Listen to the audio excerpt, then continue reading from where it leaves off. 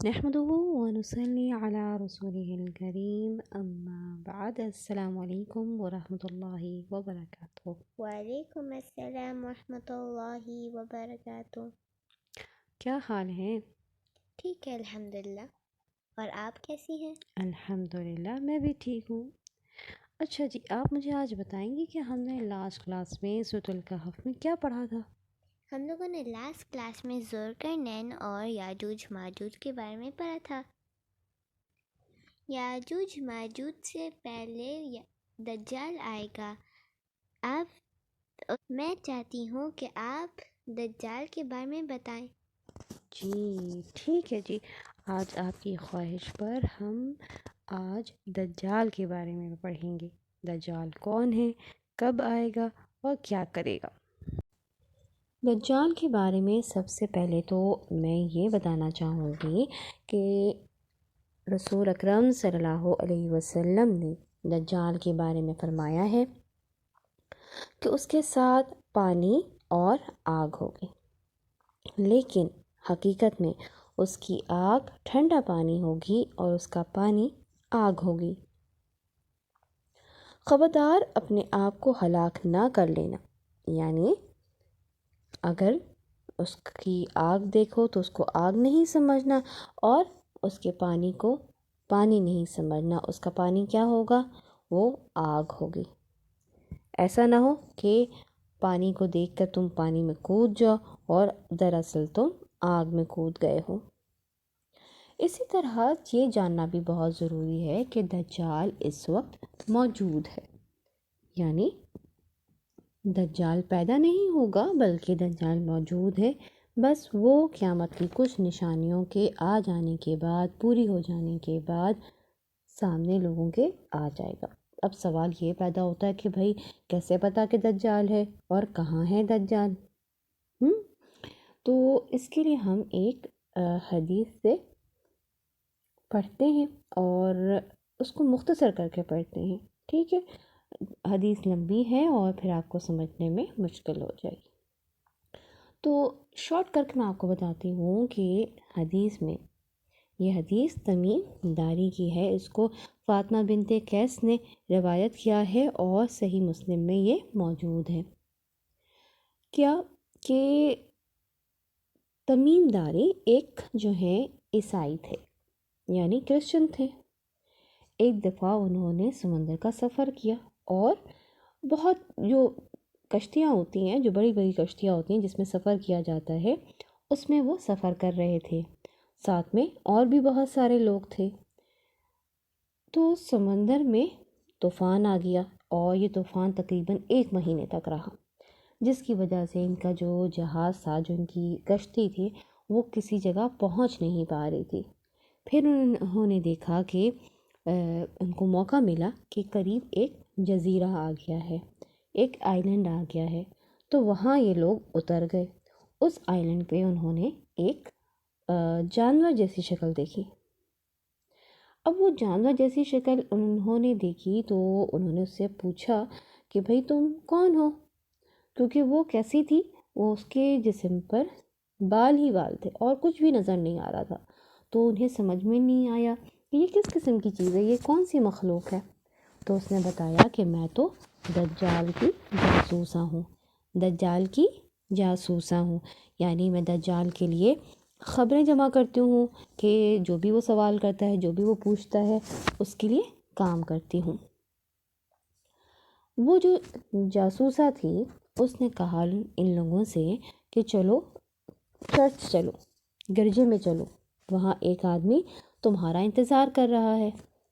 اس پر تمیم داری اور جو باقی لوگ تھے وہ اس آدمی کے پاس چلے گئے۔ وہ آدمی کون تھا؟ وہ دجال تھا۔ جب وہ دجال کے سامنے آئے تو دجال کو کس حالت میں پایا کہ وہ ایک بہت بڑا مضبوط آدمی ہے۔ اس سے پہلے ہم نے ایسا کوئی شخص دیکھا ہی نہیں تھا، اور اس کے جو ہاتھ تھے وہ گردن سے ملا کر چین کیے ہوئے تھے، یعنی زنجیر سے اس کو باندھا ہوا تھا، اور پیر بھی اس کے بندھے ہوئے تھے، اور جو ہے وہ اچھی طریقے سے چین میں جکڑا ہوا تھا۔ اب انہوں نے کیا کیا کہ وہ جو دجال تھا، جب اس نے تمیم داری اور لوگوں کو دیکھا تو ان سے کچھ سوالات کیے. ٹھیک ہے.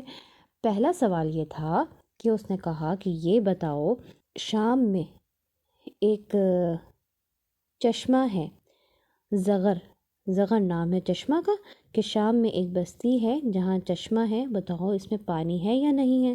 تو لوگوں نے بتایا کہ اس کے پانی سے تو لوگ اپنے کھیتوں کو پانی دیتے ہیں، بہت پانی ہے. پھر اس نے پوچھا کہ یہ بتاؤ کہ بیسان شام میں، یہ بھی ایک بستی کا نام ہے، کہ یہ بتاؤ کہ وہاں کے پھل کھجور دیتے ہیں یا نہیں. تو ہم نے کہا کہ ہاں وہ تو بہت دیتے ہیں. پھر اس نے کہا، یعنی دجال نے کہا، کہ وہ وقت قریب ہے جب اس میں پھل نہیں آئیں گے. پھر اس نے پوچھا اچھا یہ بتاؤ کہ بحیرہ طبریہ کے متعلق بتاؤ، کیا اس میں پانی ہے یا نہیں. تو لوگوں نے کہا کہ بہت پانی ہے. اس پر اس نے کہا کہ ایک زمانہ ایسا آئے گا کہ جب اس میں پانی نہیں رہے گا. پھر اس نے پوچھا اچھا یہ بتاؤ کہ تم رسول اللہ صلی اللہ علیہ وسلم کے بارے میں کیا جانتے ہو، کیا وہ آ گیا ہے. تو اس پر لوگوں نے کہا کہ ہاں وہ آ چکا ہے اور مکہ سے مدینہ کی طرف ہجرت کر چکا ہے. یعنی یہ حدیث کس وقت کی ہے؟ جب آپ صلی اللہ علیہ وسلم کہاں تھے؟ مدینہ میں تھے. تو دجال نے پوچھا کہ عرب کے لوگوں نے اس کے ساتھ جنگ کی ہے. ہم نے کہا ہاں، یعنی تمیم داری نے کہا کہ ہاں اس نے، یعنی رسول اکرم صلی اللہ علیہ وسلم سے لوگوں نے جنگ کی ہے. پھر دجال نے پوچھا اچھا یہ بتاؤ کہ نتیجہ کیا رہا.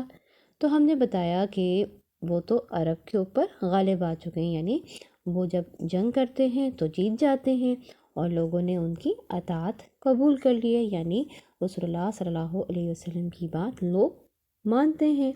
اس پر دجال نے کہا سن لو، ان کے حق میں یہی بہتر تھا کہ ان کی اطاعت کریں. اور اب میں تم کو اپنے متعلق بتاتا ہوں. اب دجال کیا کر رہا ہے؟ اپنے بارے میں بتا رہا ہے. اس نے کہا کہ میں مسیحی دجال ہوں اور وہ وقت قریب ہے جب کہ مجھ کو یہاں سے باہر نکلنے کی اجازت مل جائے گی.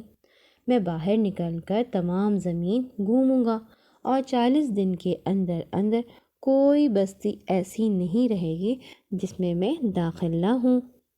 تو اس سے کیا پتہ چلا ہمیں کہ ایک تو کہ دجال موجود ہے، اور جب اس کو اجازت مل جائے گی تو وہ باہر نکل جائے گا. اور یہ اجازت کب ملے گی؟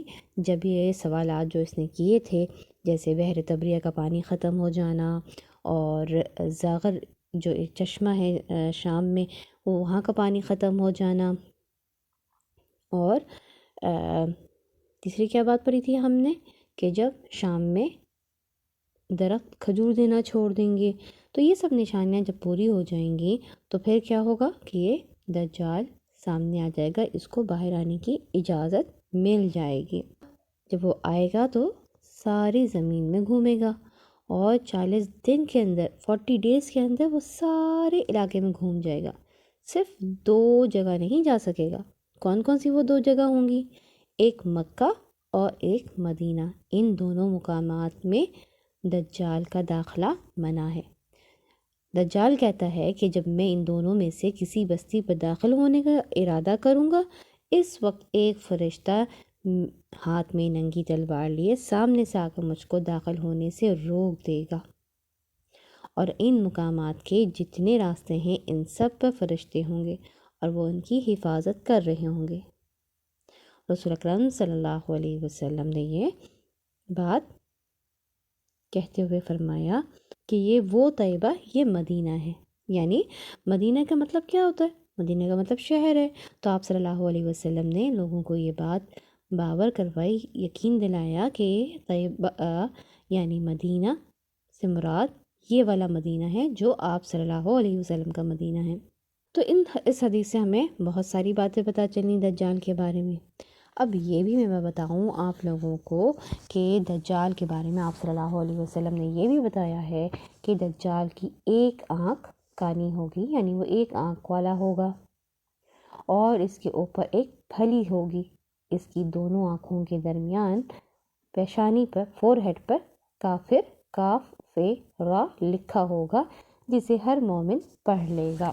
آپ صلی اللہ علیہ وسلم نے دجال کے فتنے سے ڈراتے ہوئے لوگوں کو کہا کہ میں تمہیں اس کے فتنوں سے یعنی دجال کے فتنوں سے ڈراتا ہوں۔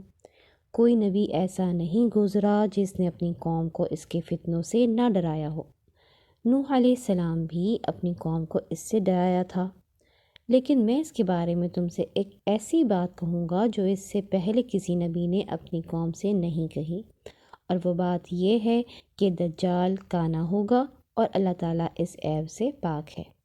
یعنی دجال ایک آنکھ والا ہوگا، اور آپ صلی اللہ علیہ وسلم نے یہ جو بات کہی کہ اللہ تعالیٰ اس عیب سے پاک ہے، یعنی اللہ سبحانہ و تعالیٰ کے پاس تو کوئی عیب نہیں ہے، کوئی نقص نہیں ہے، کوئی کمی نہیں ہے، تو یہ اس لیے کہی کہ دجال جو ہے وہ جب لوگوں کے سامنے آئے گا تو لوگوں سے کہے گا کہ میں تمہارا رب ہوں، میری عبادت کرو، میرا حکم مانو، ٹھیک ہے۔ جیسے ایک اور حدیث میں آپ صلی اللہ علیہ وسلم نے فرمایا، کیوں نہ میں تمہیں دجال کے متعلق ایک ایسی بات بتا دوں جو کسی نبی نے اپنی قوم کو اب تک نہیں بتائی۔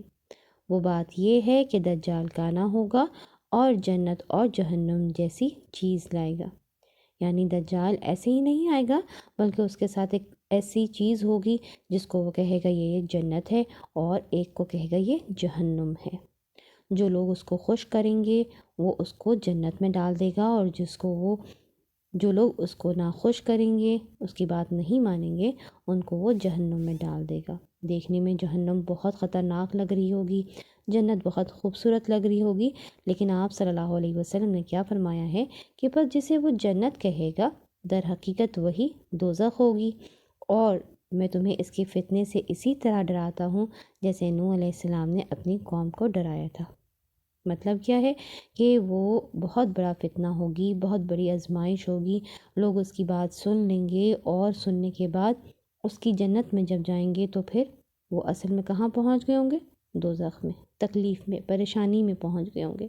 اسی طرح جب لوگ اس کی بات نہیں مان رہے ہوں گے تو وہ زبردستی انہیں اپنی جہنم میں ڈال دے گا۔ تو جب وہ جہنم میں ڈالے گا تو دراصل وہ ایک اچھی جگہ ہوگی، جنت جیسی جگہ ہوگی، آرام ہوگا جہاں۔